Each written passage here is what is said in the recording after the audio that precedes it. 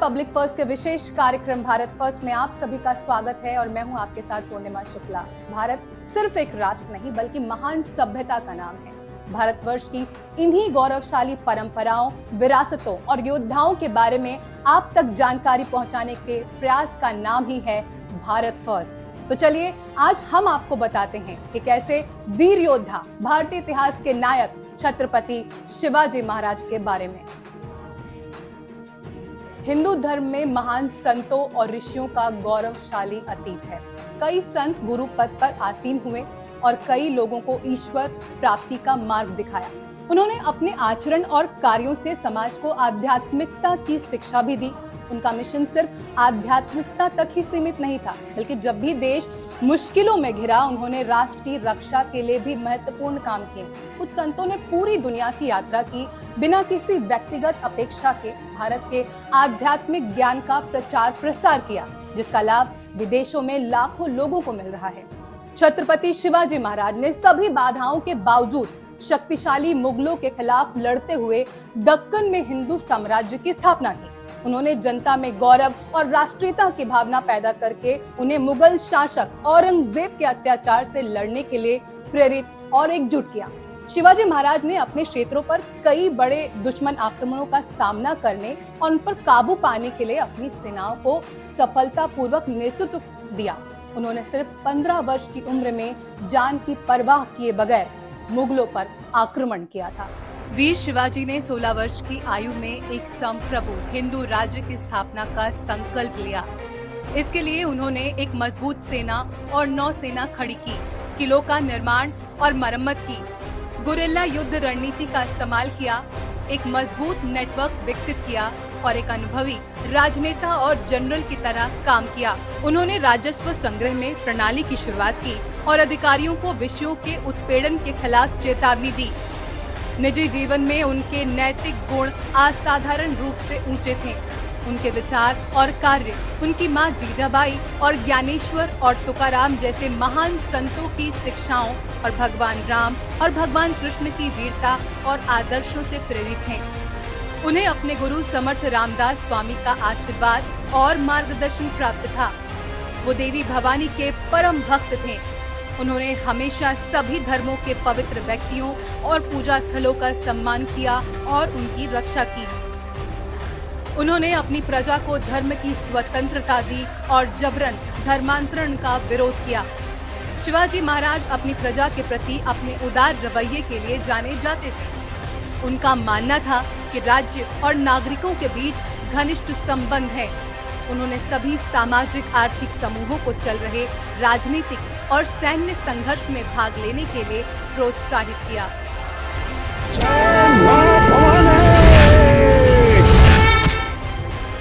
इंद्रप्रस्थ, जिसे अभी दिल्ली के नाम से जाना जाता है, कर्णावती, देवगिरी, उज्जैन और विजयनगर के हिंदू साम्राज्यों के आक्रमणकारियों के हाथों गिरने के कुछ शताब्दियों बाद भारत में कोई स्वतंत्र हिंदू सम्राट नहीं था। कई हिंदू राजकुमारों को मुगल या स्थानीय मुस्लिम शासकों की अधीनता स्वीकार करने के लिए मजबूर किया गया।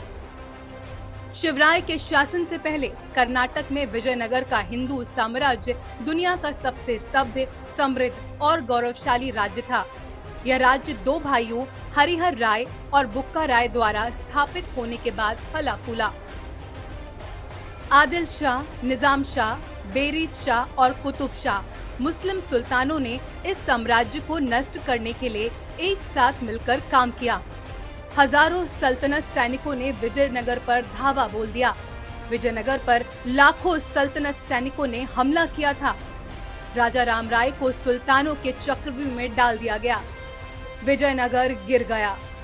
हमारे हजारों योद्धा मारे गए। निजाम शाह द्वारा राम राय का सिर काट दिया गया और उनके सिर को भाले पर लटका दिया गया। छत्रपति शिवाजी महाराज द्वारा स्थापित साम्राज्य, जिसे हिंदवी स्वराज्य के नाम से जाना जाता है, समय के साथ उत्तर पश्चिम भारत में अटक से आगे, अब पाकिस्तान में और पूर्वी भारत में कटक से आगे फैल गया है और भारत में सबसे मजबूत शक्ति बन गया। उन्होंने आक्रमणों के बावजूद हिंदू धर्म को जीवित रखने का एक तरीका भक्ति मूवमेंट था। शाही संरक्षण से वंचित और वास्तव में आधिकारिक तौर पर सताए गए हिंदू अब पहले की तरह धूमधाम और वैभव का आनंद नहीं ले सकते थे। इस प्रकार धर्म ने अधिक सरल रूप ले लिया, लेकिन इसने लोगों को उस कठिन समय में बहुत जरूरी सहारा प्रदान किया। पूरा जीवन उस समय ही नहीं, आज भी देश के लिए प्रेरणादायक है। पूरे आप अगर देखें राष्ट्रीय आंदोलन को, तो राष्ट्रीय आंदोलन के अंदर क्रांतिकारियों के लिए शिवाजी जो हैं एक प्रतीक थे राष्ट्रवाद के, एक प्रतीक थे शोषण के विरुद्ध लड़ने के लिए, एक प्रतीक थे अपने गौरव को रिस्थापित करने के लिए दोबारा से। तो इस दृष्टि से आप पूरा क्रांतिकारी आंदोलन को देख लीजिए और समझिए कि वासुदेव फाटके से लेकर के और यहाँ तक के नेताजी सुभाष चंद्र बोस तक, वो सब ने एक प्रेरणा के रूप में शिवाजी को लिया कि किस तरीके से अगर अपनी देश की स्वतंत्रता को बनाए रखना है, अपने स्वाभिमान को बनाए रखना है, तो उसके एक हमारे सामने वो प्रतीक है। और इसीलिए मेरा ये मानना है कि शिवाजी जैसे व्यक्तित्व जो हैं उनकी कभी मृत्यु नहीं होती। वो व्यक्तित्व हमेशा जीवित रहता है, एक प्रतीक के रूप में, एक आस्था के रूप में, एक प्रेरणा के रूप में। शिवाजी महाराज एक कट्टर हिंदू थे, वैदिक परंपराओं का पालन करते थे, गायों और ब्राह्मणों का सम्मान करते थे, उनकी रक्षा करते थे। उन्होंने गौ ब्राह्मण प्रतिपालक की उपाधि धारण की। छत्रपति के उपलब्ध 200 पत्रों में से लगभग अलग अलग ब्राह्मणों को दान देने या उन्हें पुरस्कृत करने के लिए पत्र लिखे गए। पत्र कहते हैं व्यक्ति के मन का दर्पण होते हैं। छत्रपति शिवाजी ने उन घटनाओं में ब्राह्मणों को विश्वास में लिया जिन्होंने बाद में ऐतिहासिक महत्व प्राप्त किया। यह स्वभाव उनके पत्रों से देखा जा सकता है। यदि शिवाजी को गायों और ब्राह्मणों का रक्षक कहा जाता तो कुछ लोग इससे बेहद नाराज होते। वर्ष 1647 ईस्वी में छत्रपति शिवाजी ने मोरेश्वर गोसाई को एक पत्र लिखा जिसमें कहा गया था कि ब्राह्मण अतिथि यहाँ तक कि बिना बुलाए भी शुभ होता है। महाराज गायों और ब्राह्मणों के रक्षक हैं। गायों का रखरखाव बहुत पुण्य का काम है। ये वो पत्र था जो मोरेश्वर स्वामी गोसाई को लिखा गया और उससे उनके मन की जो छवि है वो खुलकर सामने आई। शिवाजी महाराज के जन्म के समय भारत में घोर संकट का दौर चल रहा था। उस समय दिल्ली के गद्दी पर मुगल सम्राट औरंगजेब का शासन था। औरंगजेब की कट्टरता की छाया तले पूरे भारत में मुसलमानों की धार्मिक कट्टरता चरम सीमा पर थी। एक कुशल शासक, सैन्य रणनीतिकार, एक वीर योद्धा, मुगलों का सामना करने वाले और सभी धर्मों का सम्मान करने वाले शिवाजी महाराज का जन्म 19 फरवरी 1630 को पुणे के पास स्थित शिवनेरी के दुर्ग में हुआ था। उनके पिता का नाम शाहजी और माता का नाम जीजाबाई था। छत्रपति शिवाजी महाराज एक योद्धा और एक मराठा राजा थे जिन्होंने मुगलों के खिलाफ कई जंग लड़ी थी। उनकी वीरता, रणनीति और नेतृत्व के चलते उन्हें छत्रपति की उपाधि मिली थी। वो कट्टर हिंदू थे, इसलिए छत्रपति शिवाजी महाराज ने हिंदुओं के स्वाभिमान और संस्कृति को पुनः स्थापित किया। जब विदेशी आक्रमणकारी हमारी भूमि पर आए तो उन्होंने मठों और मंदिरों को ध्वस्त करके समुदाय को नष्ट करने का प्रयास किया। इस तरह के विनाश के उदाहरणों में बाबर द्वारा मस्जिद बनाने के लिए अयोध्या में श्री राम जन्मभूमि मंदिर को ध्वस्त करना और औरंगजेब द्वारा काशी विश्वनाथ और मथुरा मंदिरों को ध्वस्त करना शामिल है। छत्रपति शिवाजी महाराज ने मंदिरों का जीर्णोद्धार कराने का काम शुरू किया। गोवा में सप्तकोटेश्वर, आंध्र प्रदेश में श्री शैलम और तमिलनाडु में समुद्र तिल पेरुमल में मंदिरों का जीर्णोद्धार महाराज द्वारा किया गया। गोवा में सप्तकोटेश्वर का मंदिर शुरू में बहमनी सुल्तानों द्वारा नष्ट कर दिया गया था, लेकिन विजयनगर साम्राज्य द्वारा इसका पुनर्निर्माण किया गया था। पुर्तगालियों ने इसे फिर से नष्ट कर दिया और इसके स्थान पर एक चर्च बनाया गया। ये वही चर्च है जिसे 1668 में छत्रपति शिवाजी ने गिरा दिया था और उस पर वर्तमान मंदिर बनाया गया था। दक्षिण भारत में अपने दक्षिण दिग्विजय अभियान पर छत्रपति शिवाजी ने तिरुवल्लामलाई में मस्जिद को नष्ट कर दिया और मंदिरों का निर्माण किया। यदि तुम हमारे मंदिरों को तोड़ोगे, हमारी संस्कृति का अपमान करोगे और हमारे स्वाभिमान को हानि पहुंचाओगे, तो हम हठपूर्वक उनका पुनर्निर्माण करेंगे। ये संदेश छत्रपति शिवाजी महाराज ने अपने कार्यों से मुस्लिम आक्रमणकारियों को दिया था।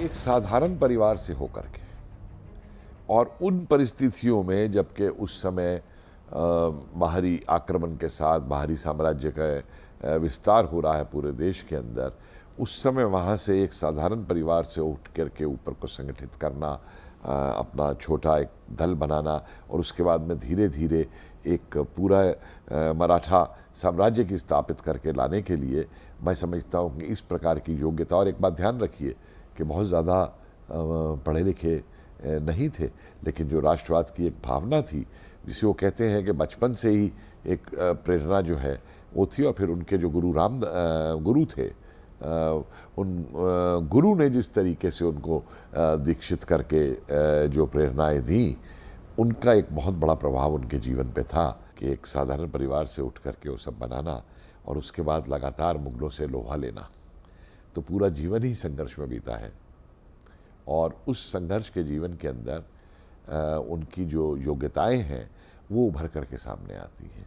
उनकी सैनिक योग्यता, उनकी कूटनीतिक योग्यता, उनकी दूसरों का सम्मान करने की योग्यता, उनकी स्त्रियों का सम्मान करने की योग्यता, जैसे माँ को उन्होंने जो स्थान दिया, और माँ को ही नहीं, जो दुश्मन की स्त्री को भी उन्होंने सम्मान दिया कि उसको वापस भेज दिया कि हमको दुश्मन की स्त्री के ऊपर कोई वो नहीं करना, और उसको वापस भेज दिया। ये एक बहुत बड़ी बात है। इस बीच बीजापुर के शासक आदिल शाह शिवाजी के बढ़ते प्रभाव को देख न सका, तभी उन्होंने शिवाजी को बंदी बनाने की चाल रची, परंतु वह कामयाब नहीं हो पाए। तभी उन्होंने शिवाजी के पिताजी को गिरफ्तार कर लिया। तभी शिवाजी ने अपने नीति साहस का सहारा लेकर छापा मारा और अपने पिताजी को कैद से आजाद किया। मिर्जापुर के शासक ने मक्कार सेनापति अफजल खां को शिवाजी को जीवित अथवा मुर्दा पकड़कर लाने का आदेश दिया। तभी भाईचारे का नकाब पहनकर झूठा नाटक करके अफजल खां ने शिवाजी महाराज को अपनी बाहों में बिठाकर घर पर लेकर आया। उसी समय शिवाजी महाराज ने अपने हाथों में छुपे बरनखे को निकालकर उन्हें मार दिया। उसी समय उनके सेनापति और सेनाएं डरकर भाग गईं। अपनी सुरक्षा का पूर्ण आश्वासन प्राप्त होने के बाद शिवाजी आगरा के दरबार में औरंगजेब से मिलने के लिए तैयार हो गए। छत्रपति 9 मई 1666 को अपने पुत्र संभाजी और 4000 मराठा सैनिकों के साथ मुगल दरबार में उपस्थित हुए, लेकिन औरंगजेब द्वारा उचित सम्मान नहीं होने पर शिवाजी ने भरे हुए दरबार में औरंगजेब को विश्वासघाती कहा, जिसके फलस्वरूप औरंगजेब ने शिवाजी और उनके पुत्र को जयपुर भवन में बंदी बना लिया। वहां से शिवाजी 19 अगस्त 1666 को फलों की टोकरी में छिपकर फरार हो गए और 22 सितंबर 1666 को रायगढ़ पहुंचे। कुछ दिनों के बाद शिवाजी ने मुगल सम्राट औरंगजेब को पत्र लिखकर कहा, यदि सम्राट उसे क्षमा कर दे तो वो अपने पुत्र संभाजी को दोबारा मुगल सेवा में भेज सकते हैं। औरंगजेब ने शिवाजी की इन शर्तों को स्वीकार कर उसे राजा की उपाधि प्रदान की। 1674 तक शिवाजी ने उन सारे प्रदेशों पर अधिकार कर लिया था जो पुरंदर की संधि के अंतर्गत उन्हें मुगलों को देने पड़े थे। मुगलों के शासक औरंगजेब का ध्यान उत्तर भारत के बाद अब दक्षिण भारत की तरफ गया। उसे शिवाजी के बारे में पहले से ही मालूम था।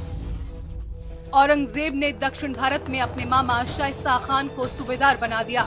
शाइस्ता खान अपने करीब 1.5 लाख सैनिकों को लेकर पुणे पहुंच गया और उसने वहां लूटपाट शुरू कर दी।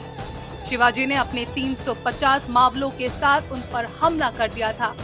तब शाइस्ता खान अपनी जान बचाकर भाग खड़ा हुआ और शाइस्ता खान को इस हमले में अपनी 3 उंगलियां गंवानी पड़ी। इस हमले में शिवाजी महाराज ने शाइस्ता खान के पुत्र और उनके 40 सैनिकों का वध कर दिया। शाइस्ता खान ने पुणे से बाहर मुगल सेना के पास जाकर शरण ली और औरंगजेब ने शर्मिंदगी के मारे शाइस्ता खान को दक्षिण भारत से हटाकर बंगाल का सूबेदार बना दिया। शिवाजी ने नौसेना का निर्माण किया था और शिवाजी ने जो अरब सागर के अंदर जो कई टापू थे वहां पे अपने ठिकाने बनाए थे।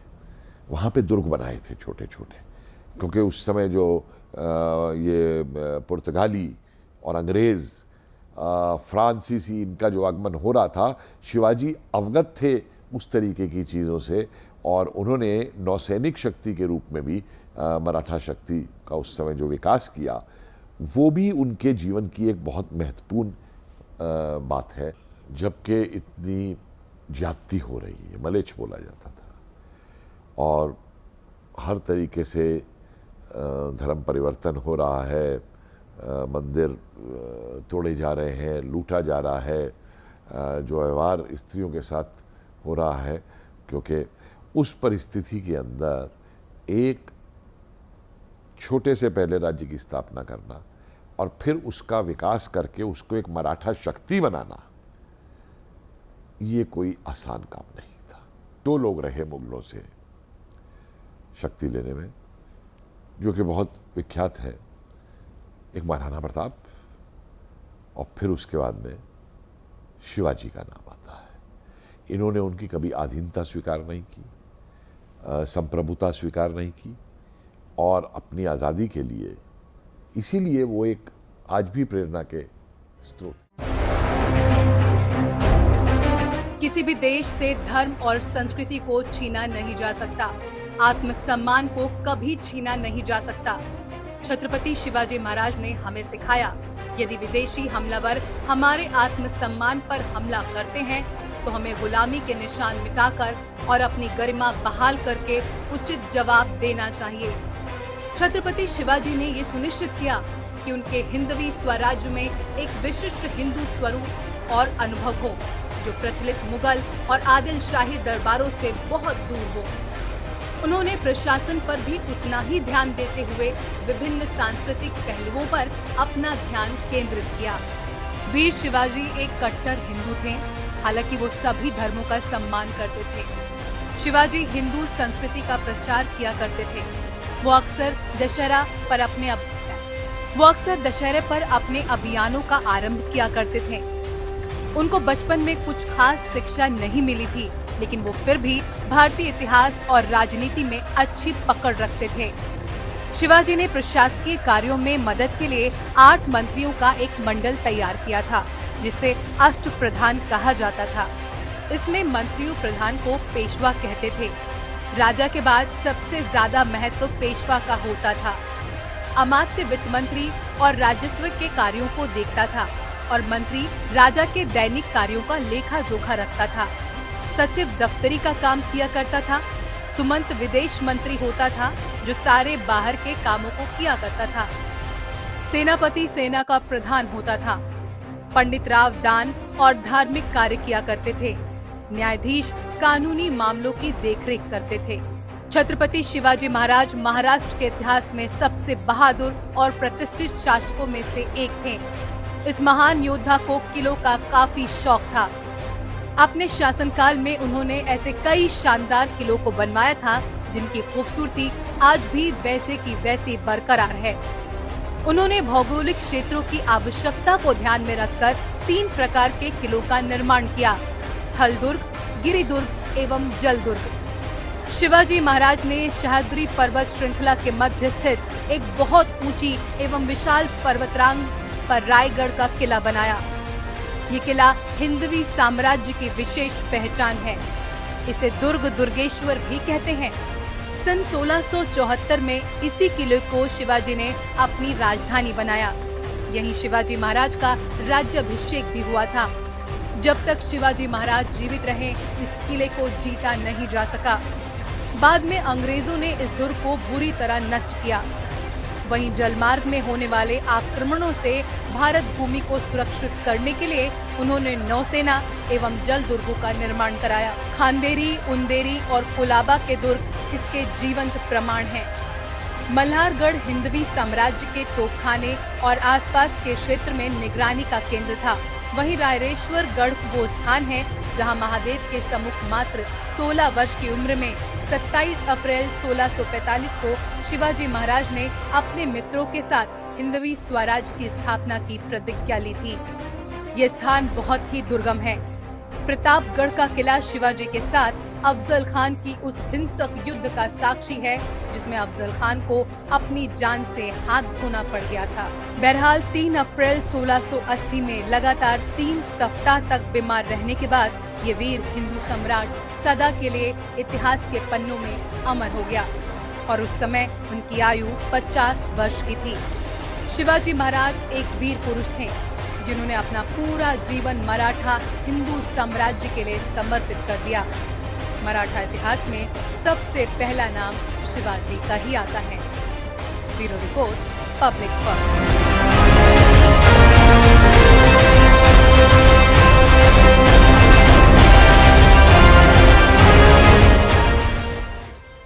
तो भारत फर्स्ट में आज हमने आपके साथ मिलकर अपने देश के एक महान नायक शिवाजी महाराज के बारे में जानने की कोशिश की।